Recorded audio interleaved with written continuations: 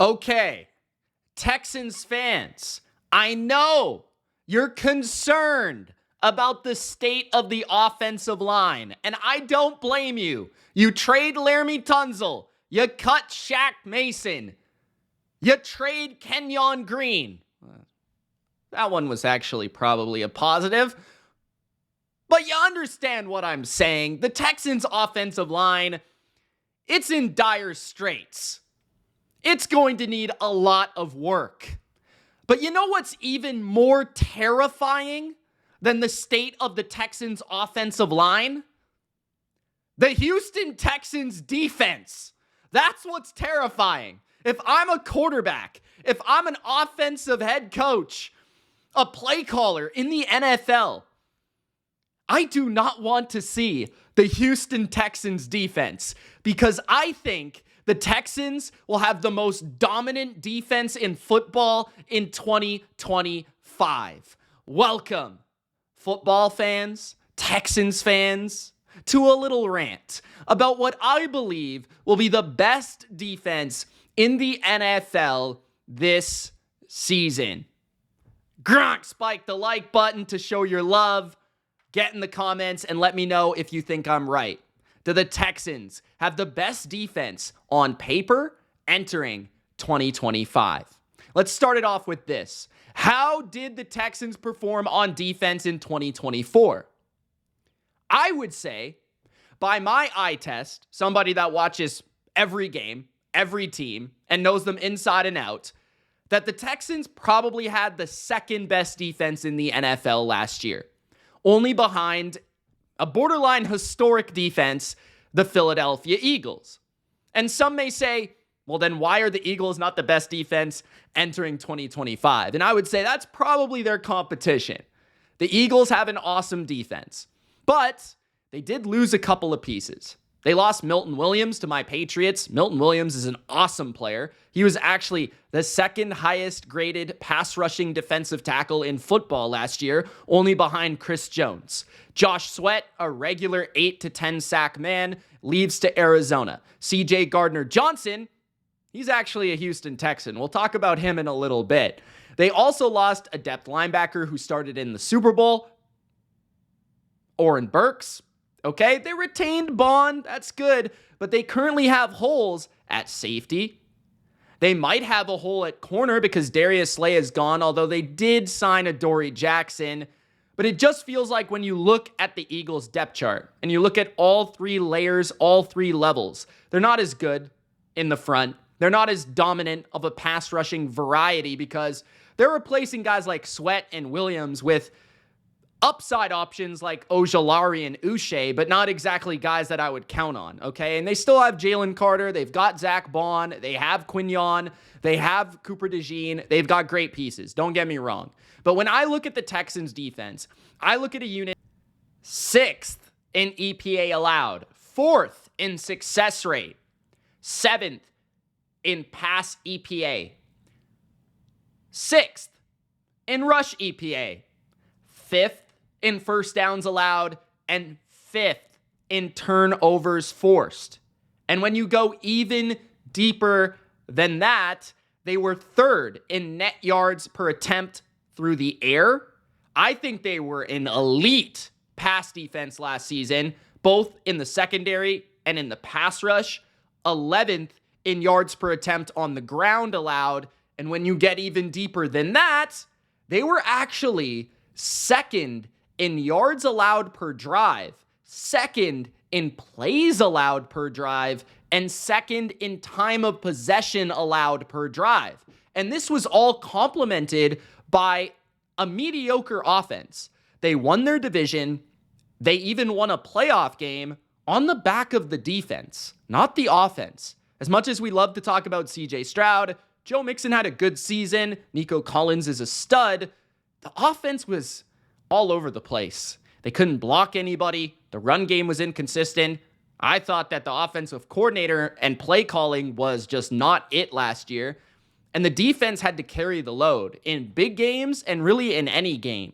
So you look at what they were able to do to force short drives, force drives that were not going for a lot of time of possession, a lot of plays. They weren't adding up to a lot of yards. And even in terms of, points allowed, it wasn't too bad either. A lot of that actually stemmed from the offensive side of the football, putting the defense in not ideal situations. But whether it was against the pass, it was against the run, it was sacking the quarterback, where they were also fourth in sacks, so top 5 in sacks, whether it was turnovers, every function of defense you would look at pretty much, the Texans were elite, which just not many defenses in any season are in the top 5 in all these different categories. Right? They're not all top 5, top 6 in run defense, pass defense, sacks, turnovers, plays, third down, all that different stuff, which they were 7th on third down. So you look at all that, you add it all up, statistically speaking, yeah, the Texans were an elite defense. You compare it to the other units like Denver, Minnesota, right? You compare it to the units underneath Philadelphia last year that were in the conversation for the second or third best defense in the league. Kansas City, I guess you could throw in there. There's maybe a couple of others, but no team played better against tougher opponents. No team was more consistent in all elements of defense, and no defense felt like they took over and dominated games like the Texans, which is really difficult to do in 2024, 2025 football. Like, you look at what the Texans were able to do against Detroit last year. You look what they were able to do against Buffalo last year. Like, those were the MVP of football and probably like the best overall offense, the most balanced offense in football. What they were able to do in those games. That is extremely impressive. They forced Jared Goff to have the worst game of his season. They forced Josh Allen to have the worst game of his season. Think about that, right? They really only had one bad game all year, and it was against Baltimore. And their offense didn't help them very much either, right? They did a great job against Kansas City in the playoffs. They held them to under 200 total yards, if I'm not mistaken, in that game. They still lost the game, but the defense was not really the issue. They were fantastic in that game. And they dealt with injuries throughout the course of the season, whether it be on the defensive line, whether it be at linebacker, where Christian Harris didn't even really play the whole year. Safety, they had numerous injuries at that position. Even corner saw some injuries. So the Texans were able to withstand injuries and have consistency in their level of play throughout the entire season. And what was extremely impressive to me was their pass rush rotation. Their 2 edge rushers, Will Anderson and Danielle Hunter, just feasting on quarterbacks. And I thought they had one of the best corner combos in the NFL. Derek Stingley, who's now the highest paid corner in NFL history, and arguably the best corner in football on one side, and Lassiter, a guy that I didn't really expect to be as good as he was as a rookie. He was utterly dominant as a CB2 with his size and physicality on the other side, matching up on the other side and providing very steady play on the other side of the field, really just not allowing teams to throw the ball down the field at all against them because of the combination of that ability to shut you down the field, and then the pass rush gets home too quickly. An addition like Danico Autry to get to the interior. I thought rotation players like Derek Barnett and Mario Edwards were extremely good last year. And you look at all these areas, right? And then you continue to talk about last season. Like, I thought they played really well against the Packers. The only reason they were in the game was because of their defense. You look at how they shut down Tua, Tyreek Hill, and the Miami offense. You look at all these different performances. And even the Vikings game, they lost by a ton, but the defense didn't even, I don't think, had that bad of a game. So, like, the offense definitely has to get better, but we're strictly talking about the defense here in Houston. And I really think it's going to be the most dominant unit in football next year, because in all this praise that I've heaped upon Houston in this video already, I feel like they have improved in all of their areas. Like, all of their position groups, I feel like have improved. If you talk about the corner position, you've got Stingley extended and probably Stingley entering his peak, right? Last year was an utterly dominant season, but this year he'll be on the radar for Defensive Player of the Year. There's no doubt about it. Lassiter entering his second season where you could see a little bit more development in his game. You're talking about adding Ronald Darby, who was excellent 2 years ago for Baltimore as a depth corner. Now he's going to be that same thing in Houston, whether it be just in case of an injury for the perimeter spot or maybe even allowing Lassiter to move to the nickel corner, Darby can add a lot of versatility in terms of the secondary and what they're able to mold and shift into. Like, just imagine on certain third down situations, now they're going to be able to have Lassiter at the nickel spot, and they're going to be able to have Darby on the outside, or maybe even Darby in the nickel spot. I do believe he has some experience there. And then you can move Jalen Petrie around, whether that be as a safety occasionally or even as like a sub linebacker on third down situations where you can blitz him and play with his athleticism and his versatility, right? His Swiss Army knife ability. So you're going to have that versatility of having Petrie as a nickel corner, having Lassiter as a nickel corner where he has experience, Darby potentially there as well. So now you have more of this coverage element on certain plays and certain distances and certain downs against certain formations. And now you have this versatility of your defensive backfield having 3 startable safeties, arguably even 4. Like you look at Bullock, who's more of a free safety ball hawk type, as the young player that they had last year at free safety. You bring in CJ Gardner-Johnson, who also has a layer of like, okay, he's been a nickel corner in his career, a pretty darn good one in man coverage with the New Orleans Saints. But then you can also move him to free safety where he pretty much averages 6 interceptions a season for the Philadelphia Eagles and is a hugely impactful trash talker, like just instigator. He's going to bring this energy of this defense to a different level. Like, they've got dogs in Houston, but you add that CJ Gardner-Johnson flair to guys like Derek Stingley to just get that edge going a little bit,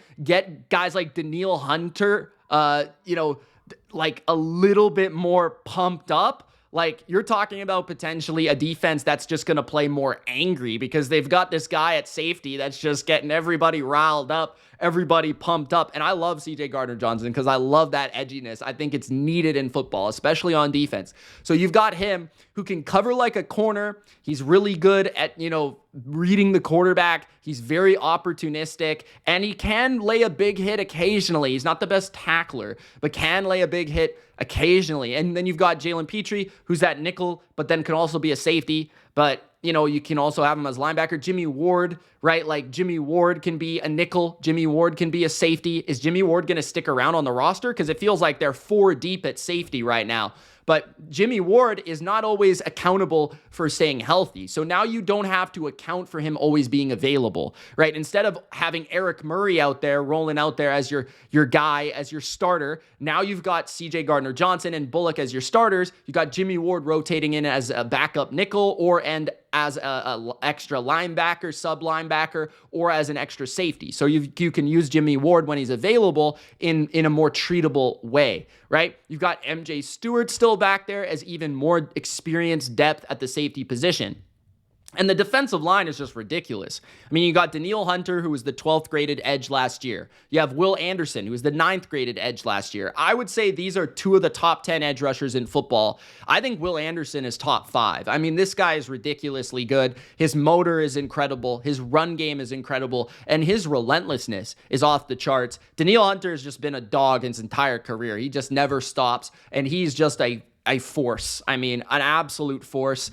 Derek Barnett is one of the best sub rushers, one of the best rotation guys in the NFL. He graded 25th last year. So you got 3 guys in the top 25 last season. Danico Autry is arguably the best edge D lineman, like interior rush specialist in the entire NFL. Like, his ability to move from the edge to the inside and back is just something that you can utilize throughout your approach. He's a little bit older now, but he actually is not suspended anymore, so that's even a bonus. You've got Darrell Taylor, who I actually thought played really well for Chicago last season. He graded 78th, and I feel like as your 4th or 5th edge player, that's just ludicrous. Like, that's ridiculous. He was starting last year on the Chicago Bears, who are not a bad defense.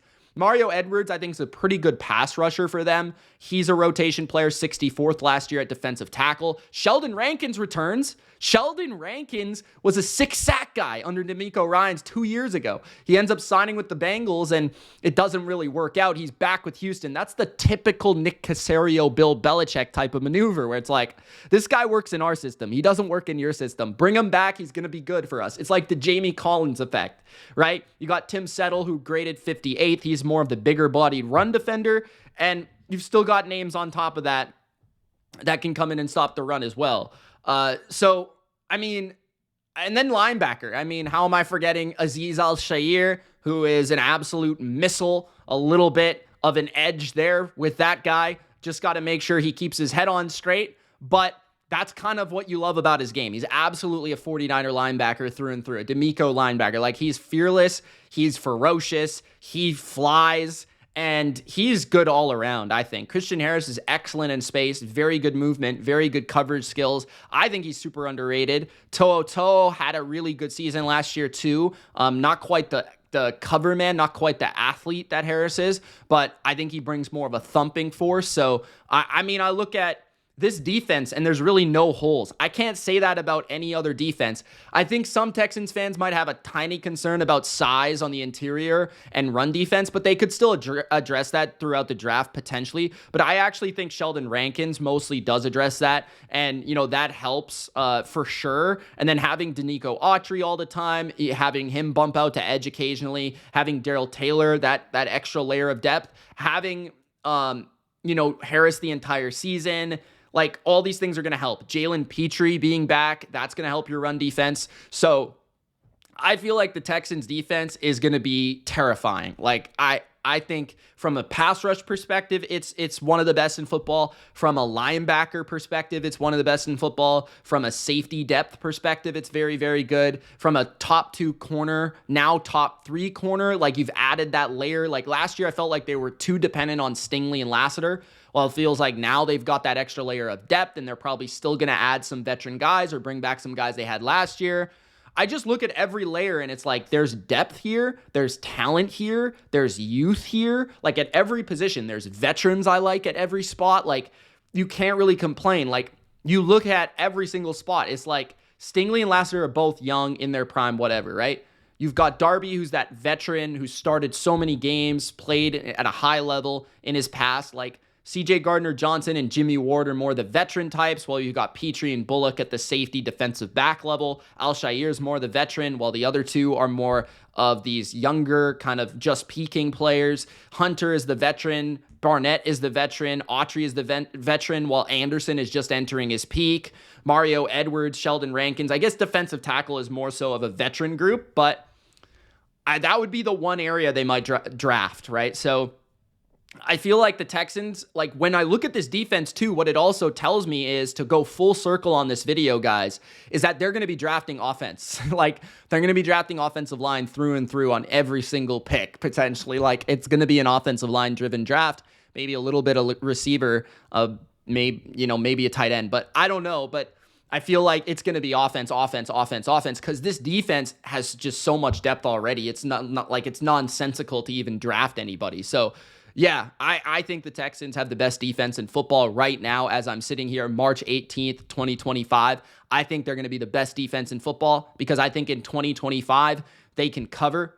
They can do well enough against the run to set themselves up to where they have a versatile enough scheme and versatile enough athletes and versatile enough players. That's a lot of times saying versatile, where they can blitz, they can rush 4, they can rush 3, they can cover you in man, they can cover you in zone, they can do everything. Like, their linebackers can stop the run, their linebackers can cover. There's really nothing in their defense where they cannot be moldable, and they cannot play against a certain type of opponent. They can play against a spread team, they can play against a heavy pass approach team. They can play against a mobile quarterback because of the speed of their linebackers, the speed of their defensive ends. They can play against a pocket passer because they can just pin their ears back and get to the quarterback. They can stop the run because they've got a lot of depth at linebacker and a lot of depth at defensive line. Like, there's just nothing they can't do. So that's where I look at their defense, and I'm like, the only other defense that I think's in the discussion is Philadelphia, but this defense